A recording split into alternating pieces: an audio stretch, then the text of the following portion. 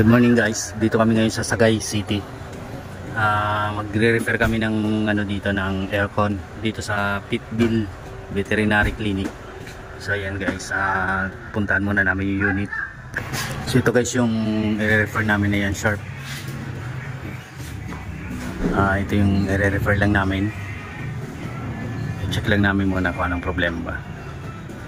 Namamatay yung outdoor niya, so i-check lang muna namin. So ito guys yung indoor niya. Check lang namin siya kasi yung outdoor niya hindi tumutuloy yung andar niya. Tinanggal ko muna yung filter niya, madumi na.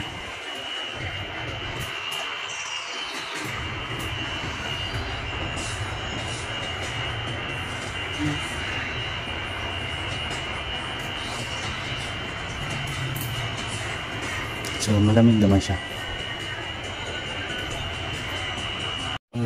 Jili-jili niya madumi.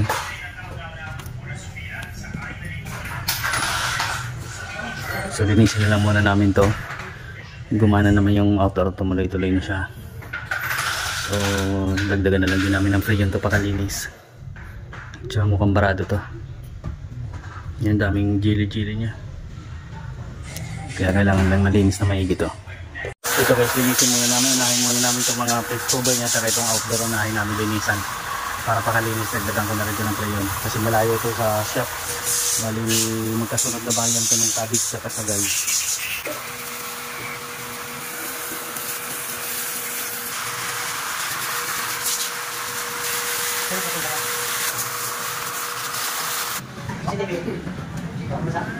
Okay, yan, walang problem.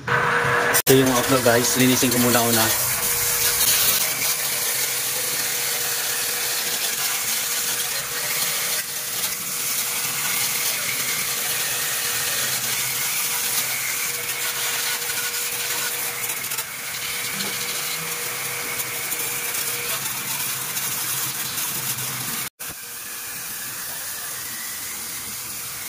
Guys, madumi talaga siya.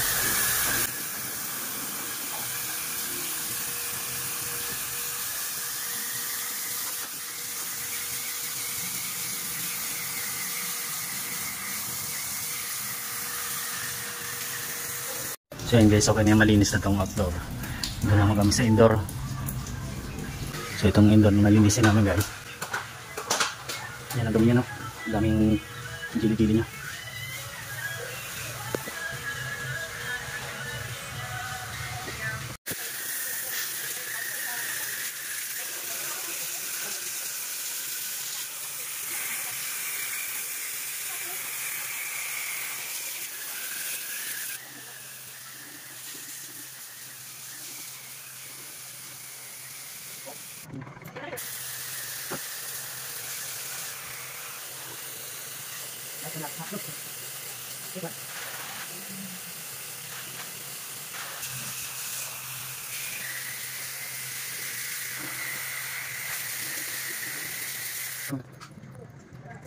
So yun guys, okay na yan. Testingin na namin. I-on ko na lang yung breaker niyan. I-on ko na yung breaker guys. Check ko na rin yung preo nito. So yan, gumana na yan.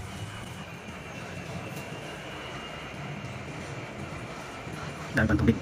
Punasan ko lang yung dahil may mga tumutulo-tulog pa siyang tubig. So punasan ko na lang to.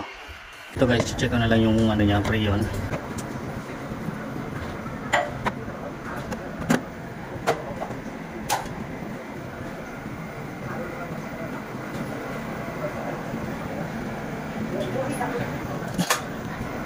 So ito na lang guys yung karga niya, kulang na to.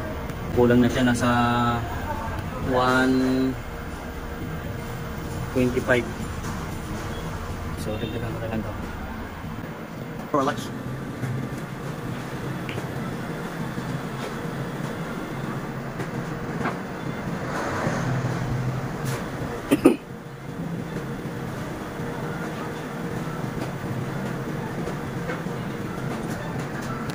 So yun guys, okay na yung lamig niya. So dinadagdagan ko pa naman siya ng freon.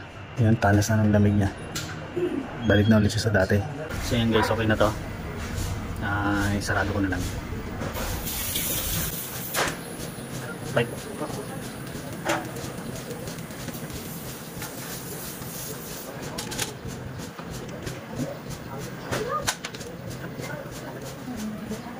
So yun guys, okay na to. Sarado ko na lang.